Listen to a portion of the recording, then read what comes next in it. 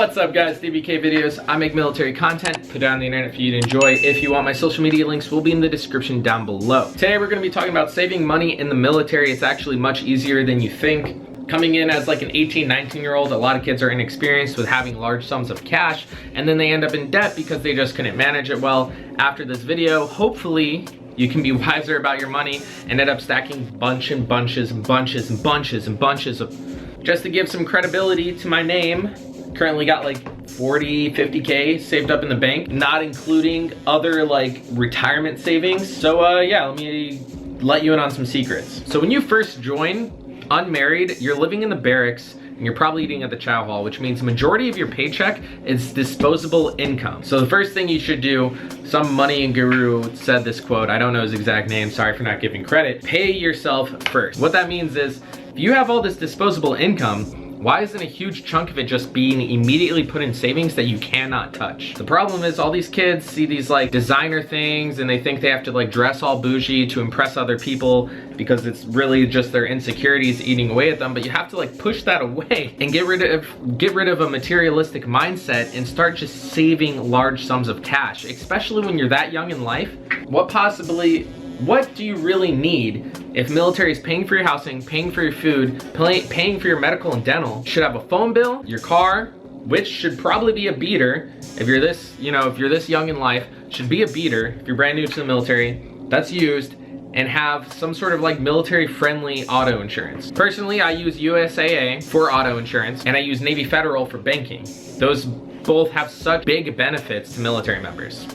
Now you can use what you want, I'm just saying be conscious and take stuff to your advantage. So once you pick a bank of your choice, open up a savings account. Have a checking and a saving. We're gonna get into better things to put your money into to make your money work for you. However, when your money is just sitting in your bank account, don't let it sit in a checkings account, let it sit in a saving. It's not gonna give you a whole ton towards the end. However, it's gonna be a little bit farther away for you to not be able to mess with. And then you can take stuff out of your savings, put it in CDs, money markets, stock markets, stuff like that. We'll get into that in a second. You should start a budget. There's tons of apps on your phone you can use to actually make a budget. If you're good with like pen and paper and you understand your financial responsibilities, go ahead and write out like your base pay. I have a video I just made talking about what your base pay is, and this is really going to apply to the younger dudes in the military, but it can affect older people in the military who are married too, because then you can factor on BAH, BAS, and all that. Factor it all in with all your bills, see what your disposable income is, and then take a good portion of it and put it in a savings. Sure, you want to go out on the weekends,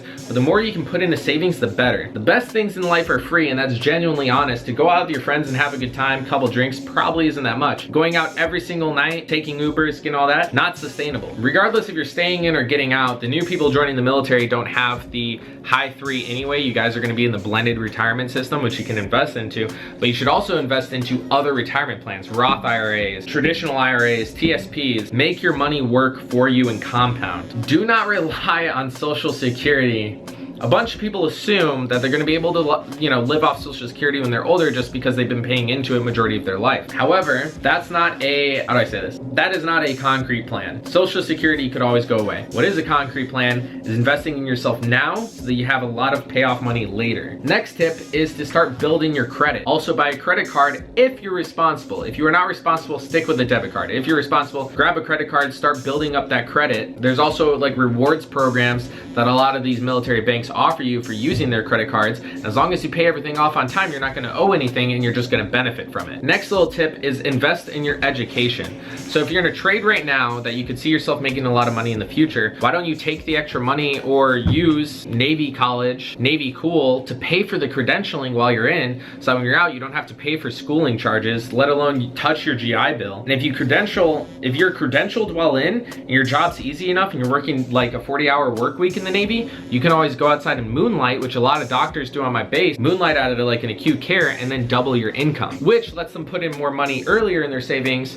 which compounds later to them having huge stacks of cash when they're older. The more money you put in now, the more money you're gonna have later. When I was an E3 in the barracks, I qualified for FAFSA, which was just pretty much money for going to school. So Navy was paying for my school anyway, paying for my housing, paying for my food allowance, and I was given FAFSA.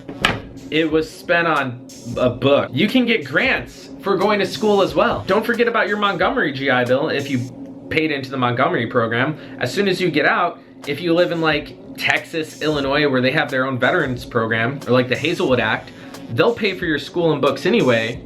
And then the Montgomery buyout program is gonna give you more than the E5BH you would've got from the post 9/11 GI Bill, which means you're gonna have more money to pocket and invest into other things. While you're young and you're able to, you know, risk it a little, maybe play with the stock market. There's tons of people who can consult you on the stock market. There's videos online. You could open your own small business. Tons of small businesses fail, but if you have a good business plan and you take your time and research the market and invest into it while you're young, it might start paying back enough to where it could be your full-time job by the time you get out. I guess a major point of what I'm saying is all these kids have all this disposable income and they spend it on stupid materialistic things that aren't gonna work for you. And if you're gonna waste money anyway, you might as well invest it in yourself and risk the money to get a higher payoff reward than just buying the new brand of shoes that come out every month that don't look good on your feet anyway, and they're gonna sit in your closet for months. Before we jump off, I wanna stress using your military discounts out in town.